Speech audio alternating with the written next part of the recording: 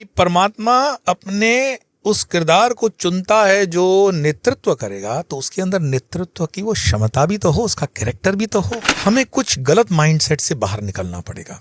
ये मेरा वाला, ये तुम्हारा वाला, इन चीजों को छोड़ करके चलना पड़ेगा। स्वामी जी, मैं चाहता हूं कि आप हमारे देश के प्रधानमंत्री यानी कि नरेंद्र भाई मोदी जी के बारे में कुछ बताइए। सबसे पहले नमस्कार, नमो नारायण। क्योंकि प्रश्न जो है, कई लोगों को लगता है कि ये हम राजनीति की तरफ बढ़ रहे हैं, इसलिए मैंने हमेशा इस जिज्ञासा को, उस प्रश्न को टाला है कि क्या मोदी जी के विषय में मैं कुछ कह सकता हूं। चूंकि मोदी जी वलसाड़ से, गुजरात से ही हैं और ये यहाँ के प्रचारक रहे थे, लेकिन कभी भी इस बात को हम मिक्सअप नहीं करते हैं। रीजन ये है कि इस देश की सत्ता पर जो भी ऊपर बैठता है, ये सनातन भूमि है और बिना परमात्मा की इच्छा के अगर कहते हैं कि पत्ता भी नहीं हिलता, तो इतनी बड़ी सत्ता पे भी उसकी कोई ना कोई इच्छा होगी। मित्रों, मैं कुछ आप लोगों से अभी जो आज विषय पर बात कर रहा हूँ वो थोड़ा आपको अजीब भी लग सकता है, लेकिन मेरी बात को आप काउंटर चेक जरूर करिएगा कि यूट्यूब और गूगल पर जब आप देखेंगे, मोदी जी के जितने प्रशंसक भारत में हैं, उनसे कई गुना मोदी के विरोधी विदेशों में बसते हैं। और कई वीडियो तो ऐसे हैं कि मक्का मदीना के अंदर उनके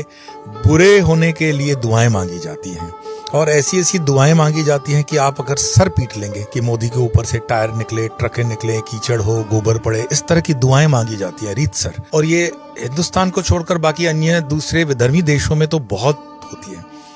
तो अगर ये मैंने जैसे वीडियो बनाया है कि निजुम होता है या दूसरी विद्याएं होती हैं, जादू होता है, तो फिर मोदी जी के ऊपर उसका असर क्यों नहीं होता है?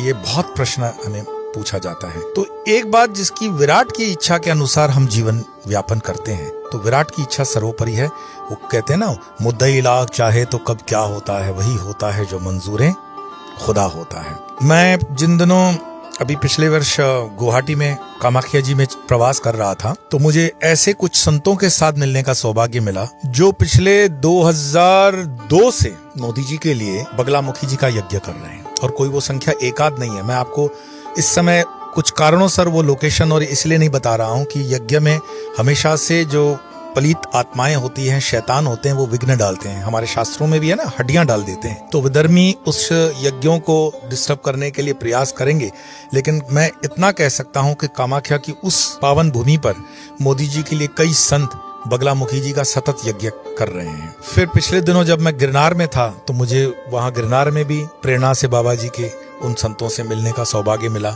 जो मोदी जी के लिए वहां पर भी यज्ञ कर रहे थे।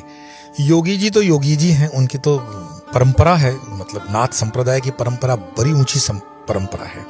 लेकिन चूंकि हम बात कर रहे हैं आज नरेंद्र भाई मोदी जी की, तो आप सबको पता भी होगा कि वो संघ के कभी के जमाने में प्रचारक रहे थे और वो प्रचारक के कार्य से वलसाड़ भी थे और वलसाड़ काफी समय वो रहे।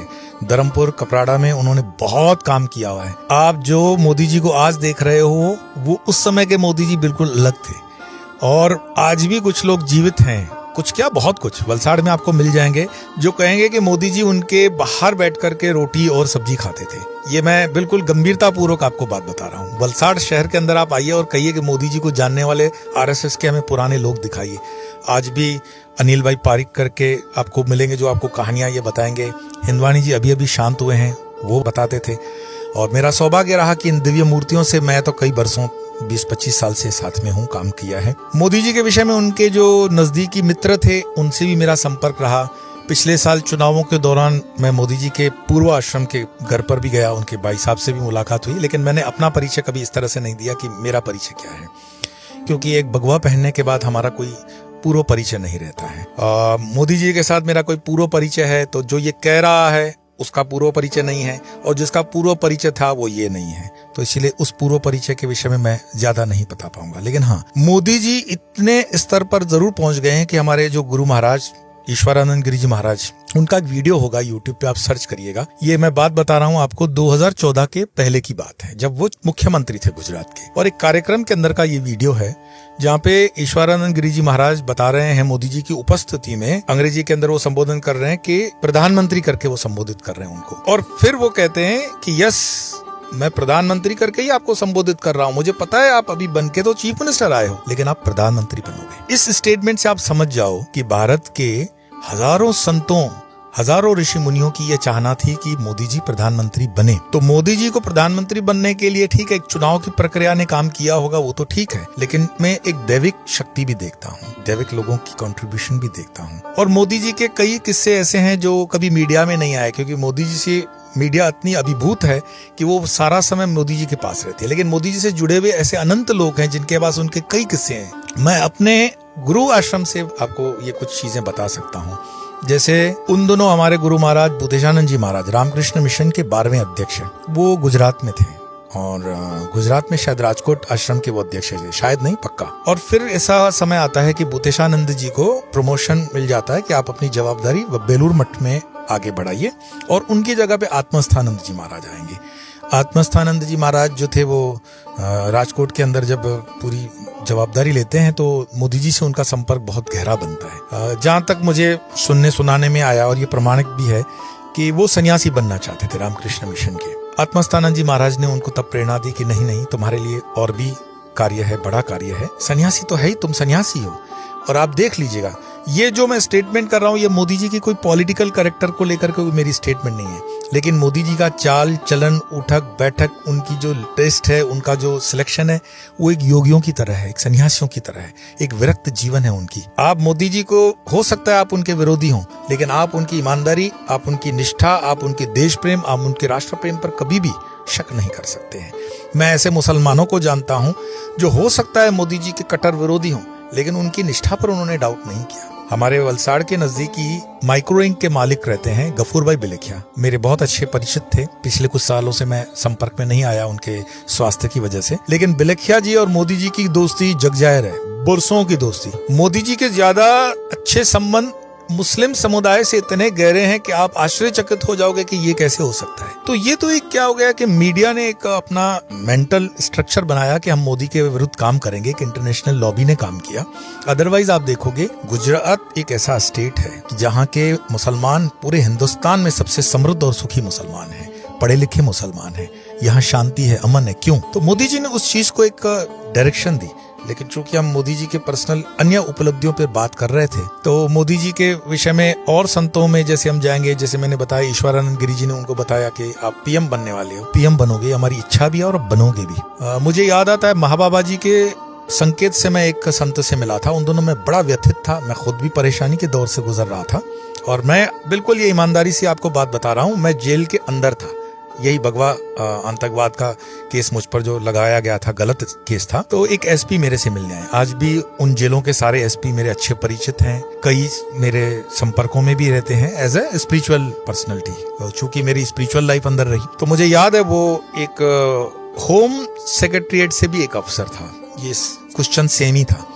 तो टॉर्चर के बाद उन्होंने पूछा, उस समय यूपीए की सरकार थी और दूर दूर तक ऐसा लग नहीं रहा था कि यूपीए सरकार इस देश से जाने वाली है, और बीजेपी के आने की कोई संभावना नहीं थी। ये 2012 की मैं आपको बात बता रहा हूँ। तो मुझे पूछा गया कि तुम्हें क्या लगता है, इस देश में क्या बीजेपी आएगी? तो मैंने कहा बिल्कुल, आप लिख के लीजिए 2014 के अंदर बीजेपी आ रही है। मैं तो अंदर था, कोई मेरे पास सुविधा दूसरी थी नहीं। तो उन्होंने कहा अच्छा, इतना तुम्हें कॉन्फिडेंस है तो बताओ 2014 में अगर बीजेपी जीत रही है तो तुम्हारे कैंडिडेट तो बाहर लड़ रहे हैं। और उन दोनों अडवाणी जी बड़ी लीड ले रहे थे। एक समुदाय चाहता था कि मोदी जी को आगा किया जाए, एक वर्ग मतलब चाहता था, और कुछ जो वृद्ध वर्ग था वो चाहता था अडवाणी जी रहे। उन दोनों सुषमा स्वराज जी भी थी, हमारे लिए तो सब आदरणीय ही है। लेकिन राजनीति के माहौल में बाला साहब ठाकरे की भी एक स्टेटमेंट आगे चल करके आती है, तो माहौल कुछ ऐसा कंफ्यूजन था कि पता नहीं कौन प्रधानमंत्री बनेगा। तो जब उन अफसर ने मुझे पूछा कि तुम्हारा तो ठिकाना नहीं है, मतलब लोगों का कि कौन प्रधानमंत्री बनेगा, आपस में लड़ मर रहे हो, कैसे कहते हो कि बीजेपी जीतेगी? मैंने कहा बीजेपी जीतेगी और नरेंद्र भाई मोदी जी प्रधानमंत्री बनेंगे। उनको बहुत गुस्सा आया, बोले तुम पागल हो चुके हो। अब मैं उनको ये नहीं बता सकता था कि मुझे जिस व्यक्ति या जिस पर्सनैलिटी या जिस शक्ति या जिस दिव्य आत्मा या जिस दिव्य पुरुष ने ये संकेत बताया है, आई डोंट डाउट, मुझे उन पर कोई शक नहीं था। और बड़ी निष्ठा और श्रद्धा से मैंने कहा कि मोदी जी प्रधानमंत्री बने। तो उन्होंने अपने उस ईगो में कहा कि ठीक है, अगर ये बात सच होती है तो मैं आपको प्रणाम करने इसी जेल के अंदर आऊंगा। मैं नाम फिर भी नहीं बताऊंगा क्योंकि आज भी शायद वो सर्विसेज में है और सीनियर सेक्रेटरीट में हो सकते हैं, वो मेरा कोई संपर्क अभी नहीं है। और उन्होंने अपनी जबान निभाई। 2014 के अंदर मोदी जी प्रधानमंत्री बने और वो मुझे मिलने के लिए जयपुर जेल में आए थे।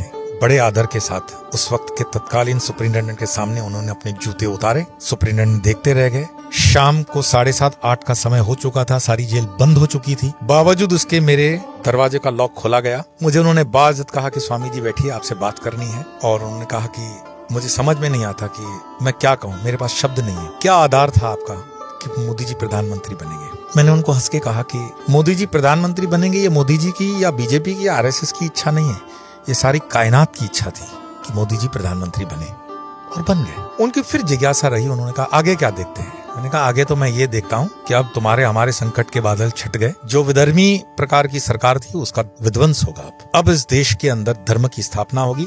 और जब मैं धर्म कहता हूँ तो उसमें वही मोदी जी वाला कि जो उस देश में रहते हैं वो सारे अपने हैं, जो उस देश से जुड़े हुए हैं वो सारे अपने हैं। हमें कुछ गलत माइंडसेट से बाहर निकलना पड़ेगा। ये मेरा वाला, ये तुम्हारा वाला, इन चीजों को छोड़ करके चलना पड़ेगा। और अध्यात्म यात्रा के अंदर कोई भी जो जेन्युइन संत होता है या फकीर होता है, उसके लिए धर्म एक उसकी साधना का मार्ग हो सकता है। लेकिन ये जो खाने में बांटने वाली चीजें होती हैं, ये एक सही सन्यासी या सही संत के लिए नहीं होती हैं। पर इसका मतलब ये भी नहीं है कि वो निर्माल्य होकर के अपने धर्म पर होने वाले जुल्म को सह लेगा, गलत के लिए बोलेगा नहीं। सर्वधर्म सम्मान है तो कुछ भी उस तरह का नहीं होता है। जो सत्य है उस सत्य के साथ हम खड़े रहेंगे। कारण धर्मो रक्षते रक्षता वाला है। अब धर्म सत्य के साथ रहता है। तो मोदी जी का संक्षिप्त में अगर मैं बताऊं, एक हमारे नरियाद के उनके मित्र थे उस जमाने के। मैं संतराम मंदिर रामदास जी महाराज की कृपा में रहा और उनके माध्यम से उनसे मेरी मुलाकात हुई थी। वो मुझे पता था कि वो मोदी जी के बहुत पुराने मित्र रह चुके हैं। अब तो वो शरीर में नहीं है। गाड़ी उनकी सरनेम थी, वकील भी थे वो पेशे से। मैं उनके घर रुक चुका हूँ 2 रातें। अच्छा पुराना हवेली वाला मकान था उनका संतराम मंदिर के आस विस्तार में। तो मैंने कहा आप मोदी जी के उन संस्मरण को हमारे साथ शेयर करिए कुछ। उन दिनों जिन दिनों मोदी जी कुछ विशेष नहीं थे। तो बोले उनका सेंस ऑफ ह्यूमर, उनके शब्द का चयन, उनकी स्पॉन्टेनियस जो एक कला है, मतलब वाणी से लेकर के, वर्तन से लेकर के, विचार से लेकर के, उनके वैराग्य से लेकर के, आप शब्द बताते जाइए और एक एक शब्द उनके जीवन में उतरता है। वो ऐसे व्यक्तित्व है। मैंने कहा क्या लगता है ये जो सीक्रेट है उसका क्या हो सकता है? तो उनकी बातों से मुझे लगा कि he is a man of character. आप मोदी के विरोधी हो सकते हैं, लेकिन मोदी जी के कैरेक्टर में आप एक भी 0.001% भी आक्षेप नहीं कर सकते। और बड़े बड़े धुरंधर विरोधी विपक्षी दलों के नेता इस चीज के लिए ललायत होते हैं कि मोदी जी के कैरेक्टर पे हम कुछ कर सके। आप कुछ भी हल्की बातों का कमेंट कर सकते हो, लेकिन मोदी जी का कैरेक्टर इतना पावन है। ये ब्रह्मचर्य का मुझे लगता है कि सटीक एक एग्जाम्पल है। मोदी जी के जीवन का खान पान रहन सहन, आपको वो याद होगा कि ओबामा से मिलने गए हैं और नवरात्रि का उपवास है, अमेरिका की धरती है, और वो 9 के 9 दिन शुरू से ही, ऐसा नहीं कि वो आडंबर अभी उन्होंने कोई नवरात्रि चालू की होगी, नहीं। मोदी जी की तपस्या, मोदी जी का ध्यान, मोदी जी का योग, मोदी जी का ये सब कुछ पहले से ही रहा है। जो उनके पुराने लोग उनसे जुड़े हुए वो हमेशा कहते थे मोदी जी एक झोला डालते कंधे पे, उनके 2 कुर्ते रहते। संघ के जिन स्थानों पे वो रहते थे वो पुराने लोगों से मैं मिला हूं, और मैं बड़ी प्रामाणिकता से कहता हूं कि परमात्मा अपने उस किरदार को चुनता है जो नेतृत्व करेगा, तो उसके अंदर नेतृत्व की वो क्षमता भी तो हो, उसका कैरेक्टर भी तो हो। अगर आपके पास कैरेक्टर नहीं है तो लक्षणों के ऊपर लक्ष्मी होती है, कर्मों के ऊपर कृपा होती है। आपके अगर लक्षण नहीं है तो लक्ष्मी भी नहीं टिकेगी। कई लोग कहते हैं ना हमारे पास लक्ष्मी नहीं आती है, आपके लक्षण ठीक नहीं है भाई। और कृपा तब होती है जब आप वो कर्म करते हो। तो लक्षण भी मोदी जी के और कर्म भी मोदी जी के, उस पर आप कभी डाउट नहीं कर सकते हैं। आपको लगता होगा मैं मोदी जी को कुछ प्रमोट कर रहा हूँ, लेकिन बात ये नहीं है। बात यह है कि आप अपने जीवन में जीवंत आध्यात्मिक व्यक्तियों को देखें, समझें और सोचें कि आध्यात्मिकता क्या होती है, ब्रह्मचर्य क्या होता है, जीवन में चलने का क्या तरीका हो सकता है। माँ के प्रति आपने उनका प्रेम देखा, ये प्रधानमंत्री बनने के बाद नहीं था, शुरू से ही वो माता के लिए उनका वो स्नेह, वो प्रेम रहा। और माँ का भी आपने कैरेक्टर देखा होगा। अगर ये दूसरे दल की माँ होती ना तो आज तक तो दिल्ली में उनके नाम पे 50 का चौक बन गए होते। लेकिन उस माँ ने जो त्याग तपस्या की जीवन समर्पित किया इस राष्ट्र को, आने वाले सालों में आप देखेंगे कई बच्चे उनके जीवन पे PhD करेंगे। ऐसे अनंत कई एक्सपीरियंसेस हो सकते हैं, पर मुझे लगता है कि हमें जो उनके जीवन से सीखना चाहिए। मरने के बाद तो देखिए, हाथी जिए तो लाख, मरे तो 1.25 लाख। तो हम कहते हैं, किसी ने ओशो से पूछा था कि भगवान बुद्ध जब थे तो बुद्ध के समय में उनको लोगों ने भगवान पहचाना क्यों नहीं? अब मेरे शब्दों पे ध्यान दीजिएगा। ओशो वही मंच से कह रहे हैं, बुद्ध सदैव से रहे हैं, बुद्ध सदैव रहेंगे, और बुद्ध इस समय भी तुम्हारे साथ है। क्या तुम पहचान पाओ रहे हो? ओशो का उस समय भी संकेत था कि तुम्हारे साथ जो बैठा हुआ है वो बुद्ध है। बुद्ध ऐसा नहीं होगा कि बुद्ध जो हम गौतम बुद्ध जानते हैं, वो बुद्ध मीन्स एनलाइटमेंट, अपने जो परिकाष्ठा पर पहुंच गई अनुभूति, वो सब बुद्ध हैं। रामकृष्ण बुद्ध हैं, रमण महर्षि बुद्ध हैं। तो हम उन बुद्धों को तब मानते हैं जब वो मर जाते हैं, पंचभूतों का शरीर छोड़ जाते हैं। मर जाने का अर्थ है पंचभूतों का शरीर छोड़ दिया, चाहे वो उत्तर के हों, दक्षिण के हों, पूरब के, पश्चिम के हों। ये भूमि तो संतों की, महंतों की भूमि रही है। एक एक गांव में आपको ऐसे ऐसे किस्से सुनने मिलेंगे। मैं इसके लिए हमेशा युवाओं को बोलता हूँ कि कमा तो लोगे तुम जीवन में, थोड़ा सा इस देश को भ्रमण करके देखो, थोड़ा सा इस गांव की दूलियों को चाट कर देखो, अपने सर पर लगा कर देखो, इस देश की नदियों का पानी पी के देखो। तुम देखो ये देश कितना महान है। मैं विदेशों को छोड़कर यहाँ क्यों बसा? क्योंकि इस देश से महान कोई देश है नहीं। और फिर ओशो के शब्दों का मैं सहारा लूं कि जब जब भी तुम्हारी आध्यात्मिकता ऊंचाइयों को छुएगी, तुम दुनिया के किसी भी हिस्से में रहोगे, तुम्हें हिंदुस्तान आना पड़ेगा, भारत आना पड़ेगा। कभी पाकिस्तान वाला विस्तार भी वो हमारा आध्यात्मिक विस्तार था और आज भी है, भविष्य में हो जाएगा, वो भी उतना ही आध्यात्मिक रहा। लेकिन कुछ पलित आत्माओं ने वहां पर गंध फैला रखी है। बांग्लादेश का तो सुनो राजधानी ढाका है, माँ ढाकेश्वरी के नाम पर ढाका, तो चैतन्य भूमि है, वो शक्तिपीठ है। श्रीलंका में जाइए, राम की भूमि, श्री रावण की भूमि। मैं श्री रावण बोल रहा हूँ, बड़ी गंभीरता से बोल रहा हूँ। आप रावण जला करके जो देखते हो और तमाशा लेते हो, या अपशगुन करते हो। कभी भी रावण जलता हुआ मत देखना, क्योंकि रावण की जलते हुए देखने की आपकी काबिलियत क्या है? महापंडित है वो। उस महापंडित के आदर में हाथ जोड़कर खड़े हो जाओ, जिसकी मृत्यु का कारण स्वयं श्री राम बने। वो साधारण नहीं हो सकता। तो इस तरफ जाइए, चाहिए नेपाल, गोरक्ष की भूमि है। आज भी गोरक्ष के नाम से गोरखे होते हैं, गोरखा समुदाय गोरक्ष के नाम से शक्तिपीठ हैं। तो ये भारत का जो मानचित्र, ये अपने आप में पूर्ण रूपेण एक ज्वलंत प्रज्वलित शक्तिपीठ है। और यहाँ पर पैदा होने वाला ब्रह्मानंद जी, जैसे महाराज कहते हैं, रामकृष्ण परमहंस के मानस पुत्र, कि वृंदावन और काशी में अगर किसी का कुत्ते का भी जन्म होता है ना, वो जन्म भी तुम्हारा ऋषियों के ऊपर का जन्म है। ये भूमि ऐसी है। यहाँ का अगर तुम जूठा अन्न भी खा लोगे ना, तीर्थों का पावन हो जाओगे। यहाँ की नदी में बहता हुआ एक एक बूंद बूंद पानी अमृत है। यहाँ की चलने वाली पवन में गीतों का जो चलता है, भागवत रामायण की चौपाइयां हैं। तो ये इस देश की विशेषता है। मैंने मोदी जी का मात्र इसीलिए उल्लेख किया ताकि इस शरीर में आप जो कहते थे कि किसी ऐसे दिव्य पुरुष के दर्शन करें, मोदी से स्टार्ट किया है और कई ऐसे महापुरुषों को आपके सामने लाऊंगा जो शरीर में इस समय आपके पास है। आज इतना ही, फिर मिलेंगे इसी चैनल पर। स्वामी योग, नमो नारायण।